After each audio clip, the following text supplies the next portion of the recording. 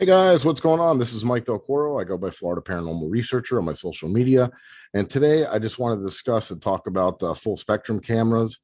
There's a lot of different kinds, modified and things like that you'll see online. Uh, what it is basically a camera without the infrared filter on it and removed. So the infrared, your eyes cannot see infrared, but cameras can. So there's a small infrared glass filter over the imaging sensor on all cameras.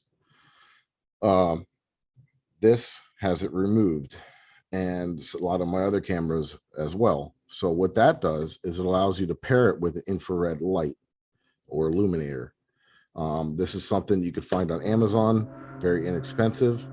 And then there's higher end ones that you can buy. Oops, that's on. So yeah, you can't see this with your eyes. If I look at it, I could just see like a little tint of red, kind of like on a security camera, and you can see it's lighting my face up on the webcam because the webcam obviously doesn't have a very good infrared filter on it.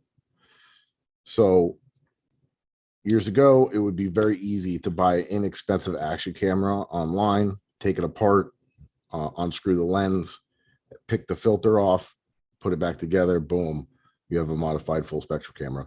Now, for some reason, just in the way that they're designed, it's not easy anymore. They have now attached on most cameras that I found, I got a box of broken ones over there from trying it, but they actually put the infrared filter over the imaging sensor.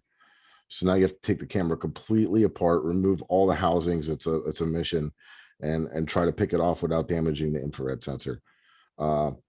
So today's day, I'd rather just buy one that somebody's already modded instead of $60 for one that you have to spend a bunch of time and possibly break it, or you can spend $100 to get one that's out of the box ready to go. So if you use this during the day, it's going to be completely pink and like purplish, and I don't recommend that. It's not going to look very good. But at night, like I said, you pair it with an illuminator. This one has two little LED strips, and it allows you to adjust the sensitivity. So you can put on one strip or two strips. I think that's full, and then you could switch over to one. So depending on where you're investigating, what you're doing, where you're at, if you're in a small room, you're probably going to want it on the low setting. If you're in a little bit bigger room, the full setting, and that's just giving it more light. If you use too much light in a smaller room, it'll actually wash out the image. It's just like taking an extremely bright flashlight and shining it and trying to film with that. If it's too much, it'll just wash out the footage. Recently just bought this. A couple of my team members have them as well. This is the Ghost Light by Colorado Paratech. A lot of different versions.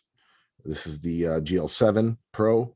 It's 10 watts, so it's extremely powerful. It has a nice little diffuser on it, and that comes off if you wish. It uses rechargeable 18650 batteries, so going to want to make sure you have a couple of those spare on hand. They do burn up batteries. But yeah, you pair this with this, and you're ready to rock. This one is good for really wide open spaces or outdoors because it's extremely bright. So I have them together. I have them both on the same deal. And when I'm somewhere, tight, a room, I'll use this one. Bigger room, outdoors, this one. So that's really not much to it.